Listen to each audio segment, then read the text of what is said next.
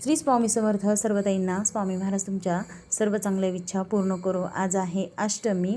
तर आजची अष्टमी ही वर्षातली सगळ्यात मोठी अष्टमी असते, महाअष्टमी म्हणतात. तर आज कण्हेरीच्या फुलाची घटाला माळ घातली. कण्हेरीचे फुलं भेटले होते आणि गुलाबी कलरचेच भेटले होते, त्यामुळं घटाला गुलाबी कलरची माळ घातली. त्यानंतर गुलाबाचे फुलं निघाले होते. आज थोडेच निघाले होते, एकच मोठं होतं आणि बाकीचे सगळे काही छोटे होते. ते देवांना अर्पण करून घेतले आणि जे एक फूल होतं मोठं गुलाबाचं ते आई तुळजाभवानीला अर्पण करून घेतलं. त्यानंतर सगळं काही कुंकू वगैरे पडलेलं होतं खालचं, ते सगळं काही स्वच्छ करून घेतलं देवापासलं. कारण सगळं काही स्वच्छ केलं तर चांगलं वाटतं बघा. कारण आता देवपूजन असल्यामुळे देव तर काही उचलता येत नाही, पण जे काही आपण कुंकुमार्चन वगैरे करतो, देवपूजा करताना फुलं वगैरे काढतो, सगळं काही स्थित काढून व्यवस्थित ठेवलं. आणि त्यानंतर परत पुन्हा तुपाच्या आरत्या लावून घेतल्या, कारण सेवा करायची आहे. आज महाअष्टमीला खूप सारे सेवा असतात. महालक्ष्मी अष्टकम वाचायचं असतं 11 वेळेस, 11 लवंगा घ्यायच्या असतात आणि 11 वेळेस वाचायचं असतं महालक्ष्मी अष्टकम.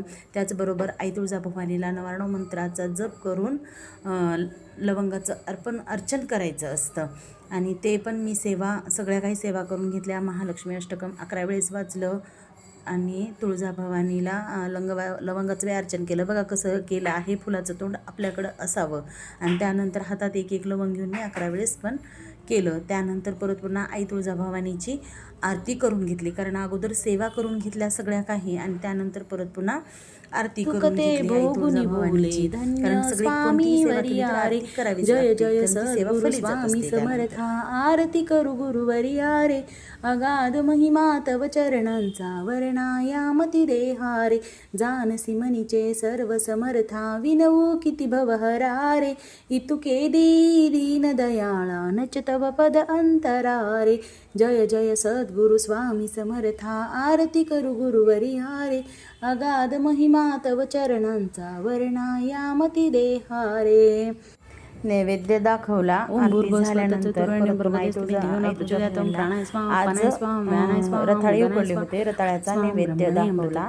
आई तुळजाभवानीला स्वामी महाराजांना पण नैवेद्य दाखवला. कारण पूजा झाल्यानंतर, सेवा झाल्यानंतर, आरती झाल्यानंतर नैवेद्य हा दाखवायचाच असतो बघा. कधी पण कोणतीही सेवा केली तर ती आरती केल्याशिवाय, नैवेद्य दाखवल्याशिवाय पूर्ण होत नाही. म्हणून आरती करायची असते, नैवेद्य दाखवायचा असतो. साधा खडी साखरेचा का असेना, परंतु नैवेद्य हा दाखवायचाच असतो. त्यानंतर बघा आम्ही दररोज एक जणाच्या घरी पाटाला जातो. तर आज एका ताईच्या घरी पाटाला जायचं आहे, कारण त्या पण आपल्या घरी आल्या होत्या पाठासाठी. कारण सामुदायिक सेवेला खूप महत्त्व असतं. एक जणांनी पाठ केला तर त्याला आपल्याला एकाच पाठाचं फळ भेटत असतं. परंतु आपण जर 14 जणींना मिळून 14 पाठ केले तर 14 पाठाचं फळ भेटत असतं आपल्याला. म्हणून सामुदायिक सेवा कधीही करायची. तर बघा त्यांच्या घरी आलो, पाठ केला आणि त्यानंतर परत पुन्हा आरतीही करून घेतली. तुम्हाला व्हिडिओ कसा वाटला कमेंटमध्ये नक्की सांगा. तर सर्व ताईंना श्री स्वामी समर्थ.